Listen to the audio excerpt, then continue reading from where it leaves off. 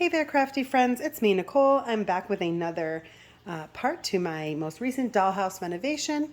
For this project, if you've watched the previous videos, I am renovating a very big kid craft grand mansion. I think that's the name of the house. I might be making that up. But yeah, this house is very, very big. Don't mind the sounds in the background. You might hear my husband downstairs. He's currently using the spray gun to finish off the section that you see over here, the laundry room and garage. So I'll tell you a little bit about what is going on at this point in the reno. So I've got the top floor painted that I used a spray can. I used Krylon Catalina Mist. On the second floor below the top, the left-hand side, that teal paper that you see, that's going to be the bathroom. That's just scrapbook paper. I used Bella Boulevard's Illustrated Faith collection, and it's the Bright and Brave pack. I use Bright and Brave pretty much throughout the house. The hot pink room, that's scrapbook paper. That's the Bright and Brave from Illustrated Faith. Now, the floor below, that was a little bit of a challenge. From this angle, you can't really see, but I used just a wood grain paper for the shiplap look on the bottom.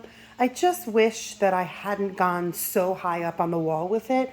But if you watch the previous video, I spoke about how I had to do that because I didn't have any extra paper. I think that would be my first tip. Like, definitely, I know it's like great to stash bash and to just use what you have.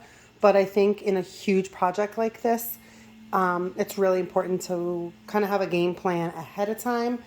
I think for any future houses, I would probably make sure I had 2, 3 of any one pattern paper that I wanted to use. On the bottom floor, you can't see right now, but that is a brick paper from the Paper Studio. Now, the bricks are definitely not to scale. They're super tiny, but I don't think it really matters. It kind of just reads as a white wall, which is what I wanted because I'm going to be putting a lot of stuff down on that floor, and I want to make sure that the wallpaper doesn't take away from it. So just some really quick tips with this house. The first tip I have, I've said this in a previous video, be careful when papering. I'm going to take the camera in a little bit closer. Be really careful when papering because if you're using a busy pattern like the pink paper that you see over there, you want to make sure that the patterns line up. Mine do not. But, you know, even saying that, I'm looking at it now. It's so busy that you definitely can't tell, I think, unless I point it out. Tip number 2, the flooring that you see here, this is the reclaimed wood from the Dollar Tree. It's a contact paper sheet. This is the best. It is so easy to work with. I can't recommend it enough. I used it up here, down here, and on the first floor. I'm telling you, I was ripping this thing up and putting it back down multiple times, and it never tore. It's amazing. You could measure. They say measure twice, cut once. But really, just laying it in there and kind of using my fingernail got me some perfect measurements. Let's see, what other tips do I have?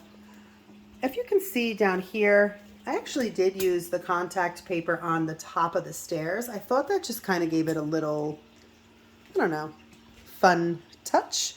The roof, I used spray paint. This is what I did. I used spray paint before I bought this, which is a spray gun. My friend of mine, Sherry, who does dollhouses, actually, one of her posts said that she used this to paint her house, and I ran out and got it because she's a pro, and wow, what a game changer. Once I started using the spray gun, which you can see the entire exterior of the house was done with a spray gun, it gave me such a clean finish as opposed to just a can of spray paint. So I'm going to be redoing that with the spray gun.